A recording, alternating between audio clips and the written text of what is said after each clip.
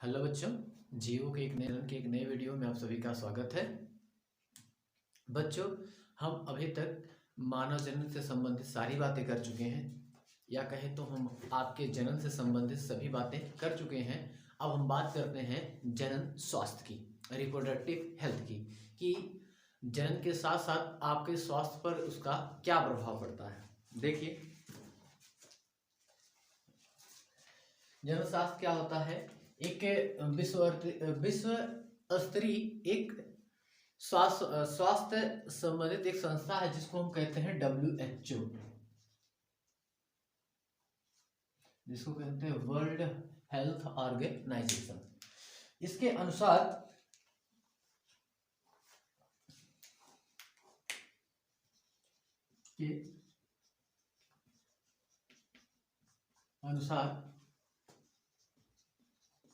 जनन स्वास्थ्य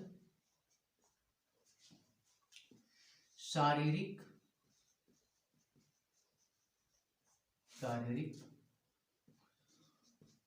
मानसिक और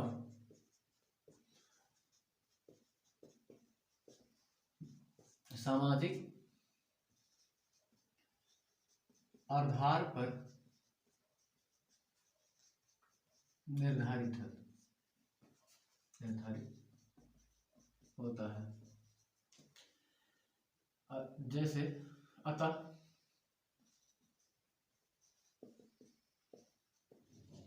जनन स्वास्थ्य का अर्थ होता है कि सामाजिक की जनन से संबंधित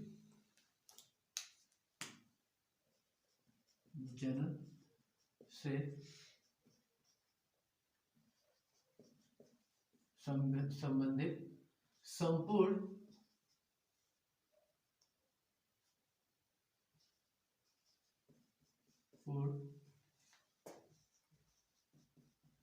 स्वास्थ्य का ठीक होना, जैसे भावनात्मक,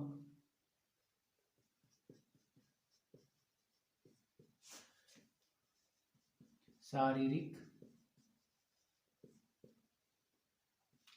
क्रियात्मक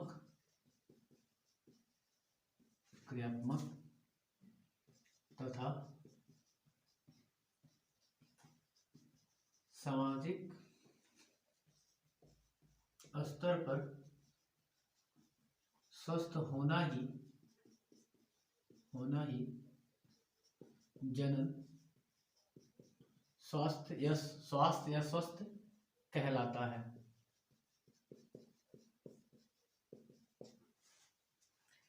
देखिए बच्चों, हमारे इंडिया में अभी भी रिप्रोडक्टिव या सेक्स एजुकेशन के बारे में कुछ भी नहीं बताया जाता, जिसके चलते आपके बहुत सारे एबनॉर्मल डिजीज होते रहते हैं। जैसे कभी कभी हम देखते हैं कि कुछ फीमेल्स होती हैं जो कम एज में प्रेग्नेंट हो जाती हैं, तो उनका एबॉर्शन करवा दिया जाता है। या कभी कभी हम देखते हैं कि जन्म देते समय या तो बच्चे की डेथ हो जाती है या तो माँ की डेथ हो जाती है। कभी कभी ये भी देखते हैं कि किसी न किसी टाइप के रोग से क्या हो जाती हो, ग्रसित हो जाती हैं। तो ये सब आपका जनन स्वास्थ्य के अंतर्गत आता है। अभी भी इंडिया में जनन स्वास्थ्य को लेकर अभी भी बहुत सारी कुरीतियां या कहते बहुत सारी कमियां हैं, जिसको जागरूक करने की जरूरत है, जिसके बारे में स्कूलों में पढ़ाने की जरूरत है। ठीक है बच्चों, तो हम बात कर लेते हैं जनन स्वास्थ्य संबंधित भारत में कुछ समस्याएं।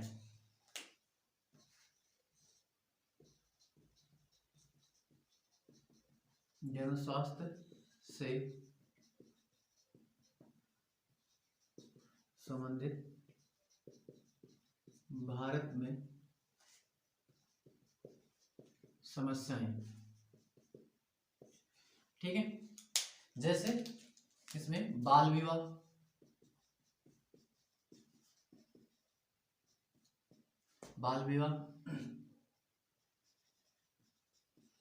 कम उम्र में गर्भधारण,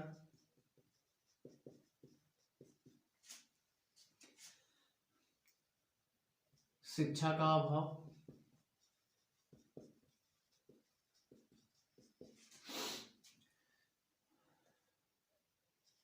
जनन से संबंधित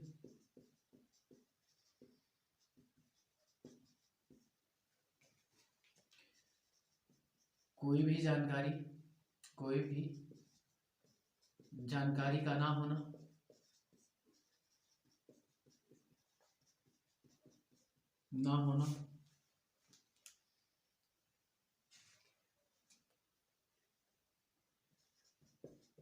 यौन शिक्षा की कमी तथा यौन से संबंधित होने वाले रोग,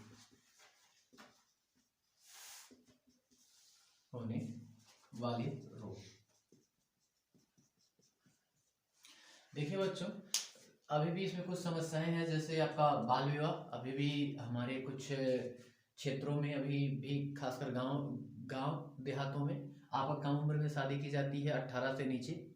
कम उम्र में गर्भधारण भी हो जाता है बच्चों। जब तक फीमेल 18 प्लस या 18 वर्ष की नहीं हो जाते हैं, तब तक उनका जो गर्भाशय होता है वो किसी बच्चे को जन्म देने योग्य नहीं होता है। इसीलिए सरकार द्वारा ये मुहिम चलाई गई है कि आप जो गर्ल्स हैं उनकी शादी 18 से पहले ना की जाए। पहले तो आपका ये था, लेकिन आपके विगत पिछले एक साल यानी 2021 में आपका लागू किया गया कि फीमेल की शादी कम से कम 21 वर्ष की उम्र में की जाए। तो बच्चों, उसके पीछे एक स्पेसिफिक रीजन होता है, इसीलिए आपको ऐसा कहा जाता है। ठीक है, अब देखो 1951 ईस्वी में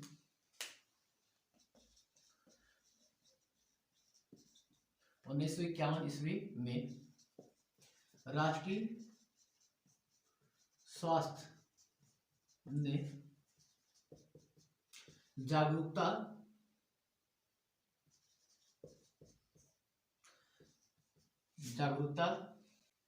राष्ट्रीय स्वास्थ्य ने जागरूकता के लिए एक योजना बनाई। क्या किया? 1951 ईस्वी में राष्ट्रीय स्वास्थ्य ने जागरूकता के लिए एक योजना बनाई। इस योजना में क्या किया कि आपकी कुछ चीजों को विशेष ध्यान में रखा गया। जैसे हम बात कर लेते हैं कि कौन कौन सी हैं आपकी।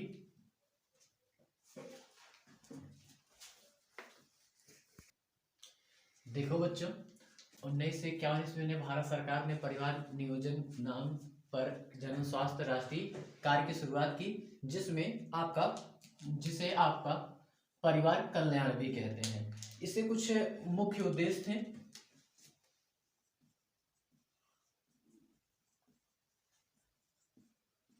इसके मुख्य उद्देश्य निम्न है। जिनमें से पहला था आपका यौन संबंधित शिक्षा का बढ़ावा देना, यौन शिक्षा से संबंधित का बढ़ावा देना, गर्भधारण एवं शिशु के पालन,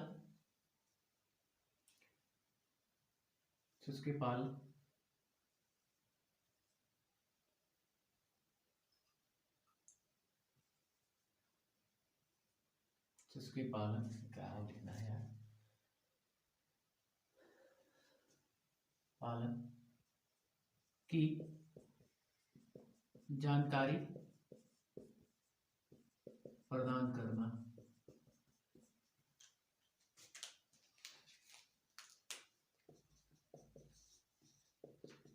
बाल विवाह को रोकना। फिर इसके बाद गर्भ निरोधक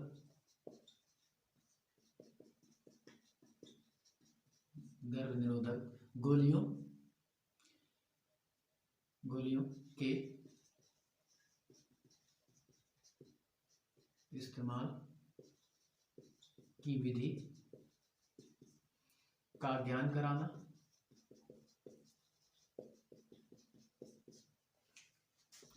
और लास्ट है इसमें कि छोटे परिवार का महत्व बताना।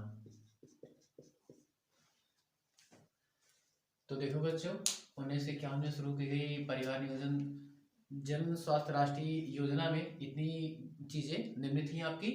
अब देखते हैं बच्चों कि आपका लिंग अनुपात क्या होता है, लिंग अनुपात क्या होता है। देखो बच्चों, लिंग अनुपात क्या होता है।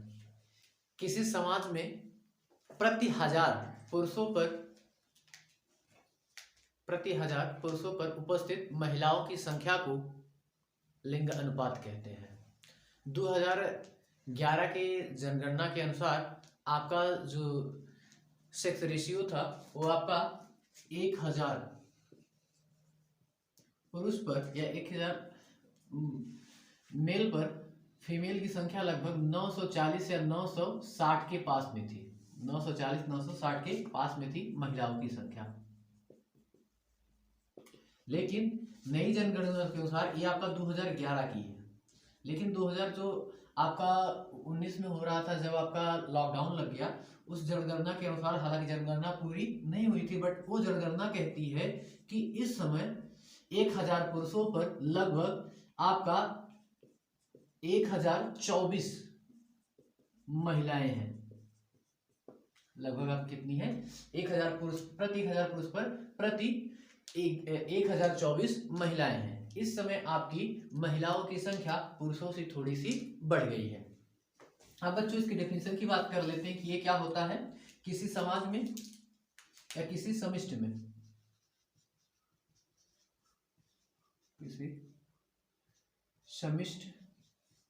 में प्रति 1000 पुरुषों पर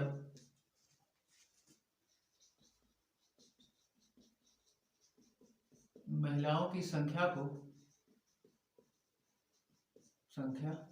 को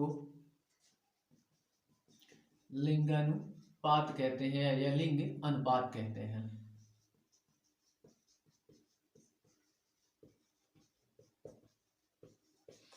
कि प्रति 1000 व्यक्तियों पर जितनी महिलाएं उपस्थित होंगी वही आपकी क्या कहलाएगा, लिंग अनुपात कहलाएगा। ठीक है बच्चों, हमारे भारत में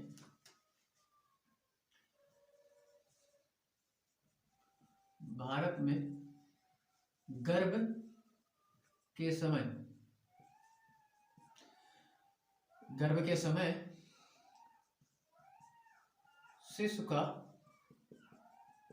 शिशु के लिंग की जांच गैर कानूनी है। आपका क्या है, गैर कानूनी है। यहाँ पर ये जांच आपका वर्जित नहीं है, यहाँ पे इसका जांच करवाना मना है। क्योंकि बच्चों क्या होता है कि हमारे समाज में थोड़ी सी कुछ चीजें हैं, जैसे दहेज प्रथा वगैरह करके, तो इन चीजों की वजह से लोग बच्चियों को या कहें तो लड़कियों को पैदा करने में थोड़े से हिचकिचाते हैं, जिसकी वजह से वो क्या करते थे, भ्रूण की जांच करवा के अगर फीमेल होती थी या लड़कियां होती थी तो उनका एबॉर्शन करवा देते थे।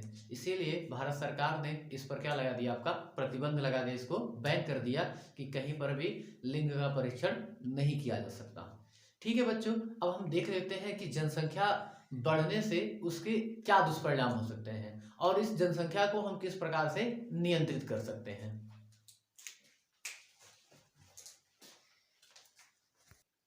देखिए बच्चों, जनसंख्या विस्फोट के दुष्परिणाम क्या होते हैं। पहले हम देख लेते हैं कि जनसंख्या विस्फोट क्या होता है। किसी विशेष क्षेत्र में किसी विशेष क्षेत्र में जनसंख्या का इस स्थिति तक बढ़ जाना, जिसमें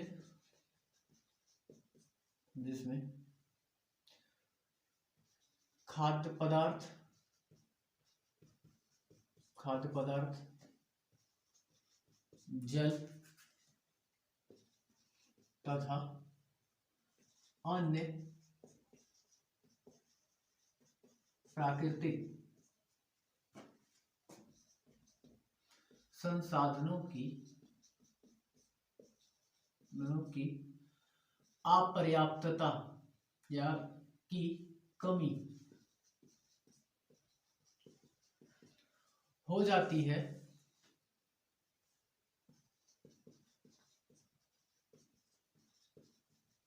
उसे जनसंख्या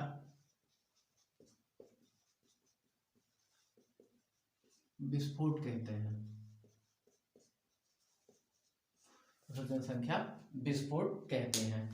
अब देखिए कि उसका दुष्परिणाम क्या होगा, कि ज्यादा जनसंख्या बढ़ जाने से नुकसान क्या होगा।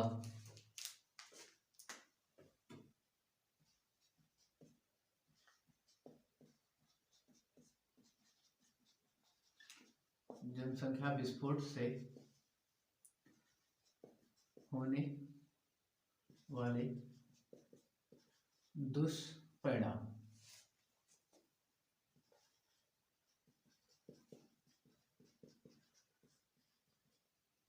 जनसंख्या विस्फोट से होने वाले दुष्परिणाम, इसमें सबसे पहला है आपका शिक्षा का अभाव, शिक्षा में कमी होना।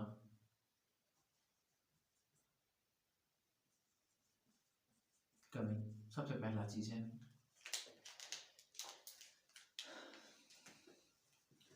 जब जनसंख्या अधिक हो जाएगी या होगी तो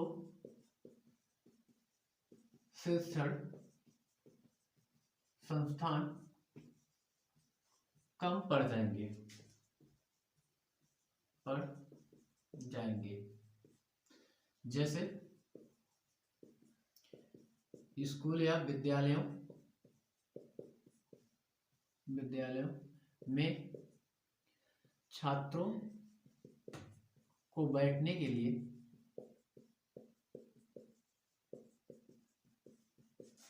फर्नीचर कम पड़ जाना, फर्नीचर कम हो जाएगा। खेलने कूदने के लिए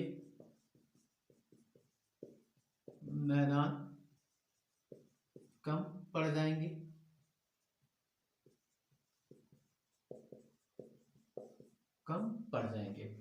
पहली चीज तो ये हो जाएगी आपकी। दूसरा है आपका खाद्य पदार्थ की कमी।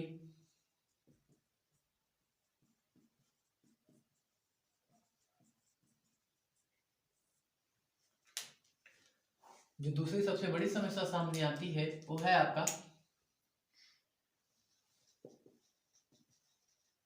अधिक जनसंख्या होने से खाने पीने की चीजों की धीरे धीरे आपकी आपूर्ति होने लगती है।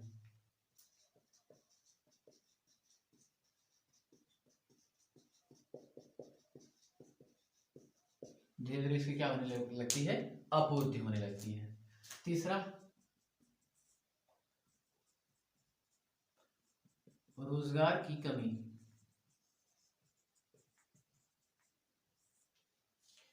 जो सबसे बड़ी समस्या सामने आती है वो रोजगार की कमी। अधिक जनसंख्या से ज्यादा से ज्यादा लोग बेरोजगारी बढ़ती है या बढ़ाते हैं, उन्हें नौकरियां नहीं मिलती हैं, उन्हें नौकरियां नहीं मिलती हैं। ठीक है बच्चों, और दो तीन हैं, उसके भी बारे में बात कर लेते हैं। देखिए बच्चों कि जब जनसंख्या बढ़ती है, परिवार में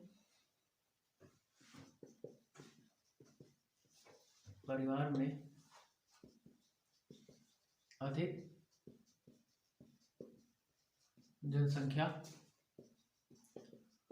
होने पर यदि कोई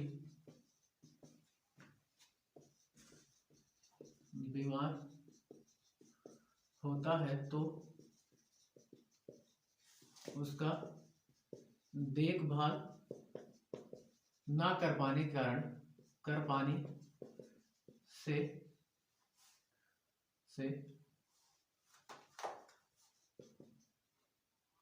उसका स्वास्थ्य खराब हो जाता है और साथ ही अस्पतालों की संख्या एवं औषधि की संख्या कम होने लगती है। ये भी बच्चों एक बड़ी समस्या है।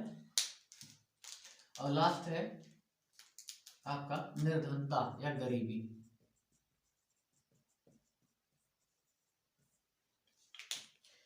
जो सबसे बड़ी समस्या सामने आती है, परिवार में अधिक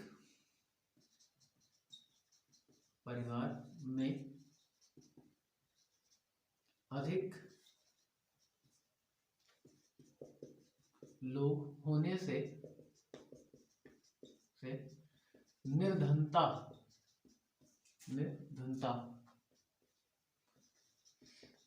अधिक बढ़ जाती है। क्या करता है?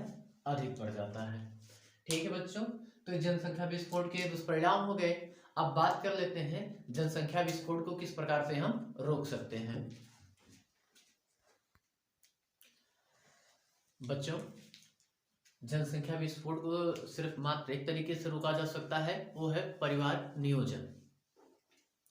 परिवार नियोजन के द्वारा हम जनसंख्या को क्या कर सकते हैं? अच्छे से कंट्रोल कर सकते हैं। देखो बच्चों, इसमें परिवार नियोजन की आपकी दो प्रकार की व्यवस्थाएं होती है। एक आपकी अस्थायी होती है और एक आपकी अस्थायी होती है। हम देख लेते हैं कि अस्थायी क्या होता है। परिवार नियोजन की प्रमुख दो विधियां हैं।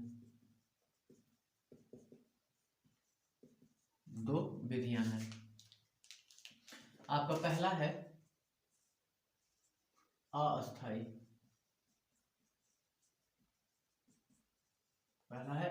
विधि, दूसरा है आपका अस्थायी विधि। अब देखिए, अस्थायी विधि में अगर बात करें तो अस्थायी विधि में आपका सबसे पहला है अवरोध विधि द्वारा। अवरोध विधि में अगर बात करें तो देखो, कापर्टी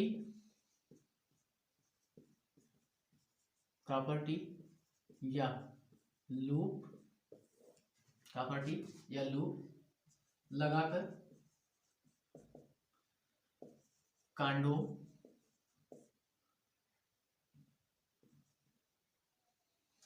का प्रयोग करके।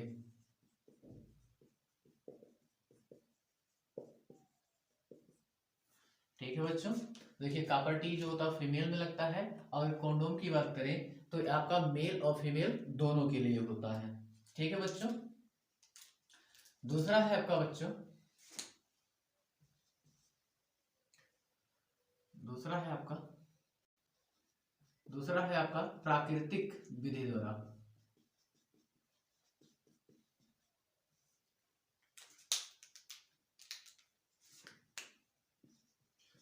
सुरक्षित काल एवं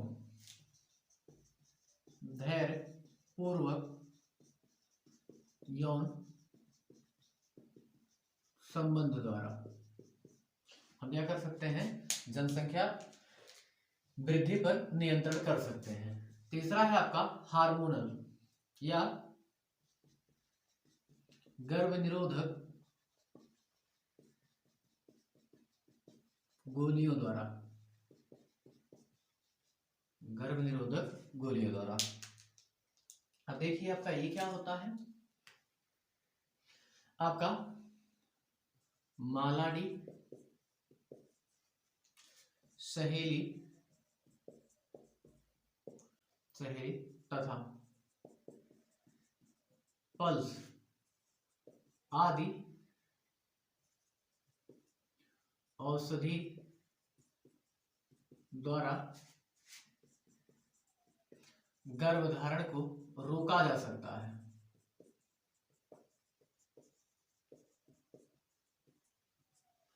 बस बच्चों इस चीज को हमेशा याद रखिएगा कि ये मेडिसिन है और मेडिसिन का हमेशा साइड इफेक्ट होता है।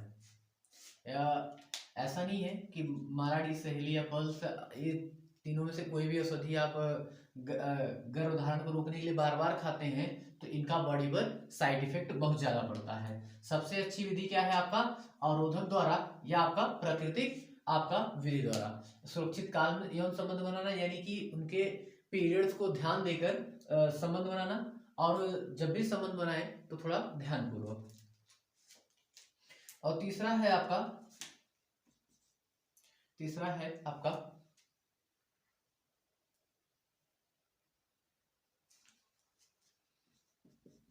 रासायनिक विधि।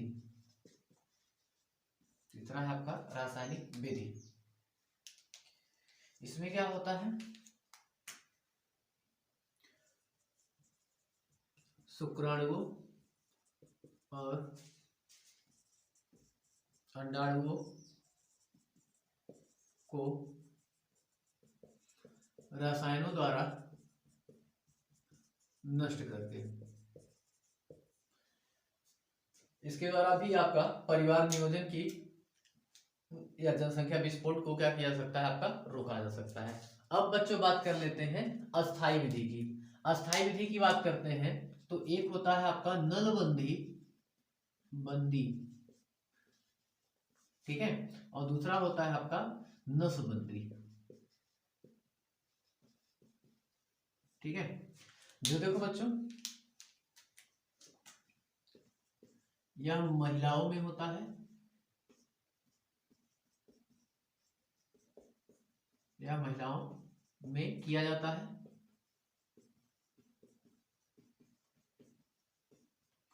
इसमें अंडाणु या अंडाशय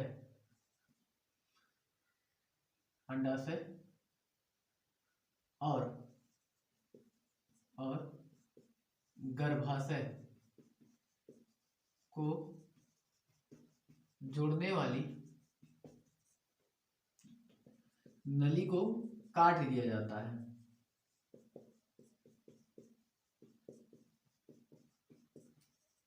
क्या किया जाता है, अंडाशय और गर्भाशय को जोड़ने वाली नली को काट दिया जाता है, इसलिए ये आपका क्या, इसे क्या बोलते हैं, नलबंदी बोलते हैं। अगर नसबंदी की बात करेंगे तो यह पुरुषों में होता है, पुरुषों में होता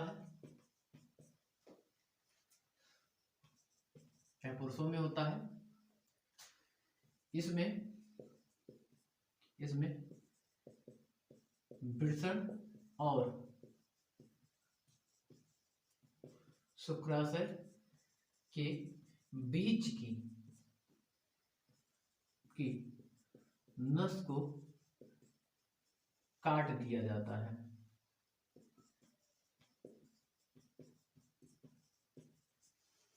देखिए बच्चों, ये आपके टोटल हो गए परिवार नियोजन या जनसंख्या विस्फोट को हम किस प्रकार से रोक सकते हैं। अगर ये तो आपकी ये चीजें हो गई। अब अगले वीडियो में बच्चों हम बात करेंगे कि आपका यौन से संबंधित या जनन से संबंधित कितने प्रकार के आपके रोग होते हैं। तब तक के लिए बच्चों बाय बाय, मिलते हैं आपसे अगले वीडियो में। तब तक के लिए मेरे चैनल को लाइक, अपने दोस्तों के साथ शेयर और खुद सब्सक्राइब जरूर करें।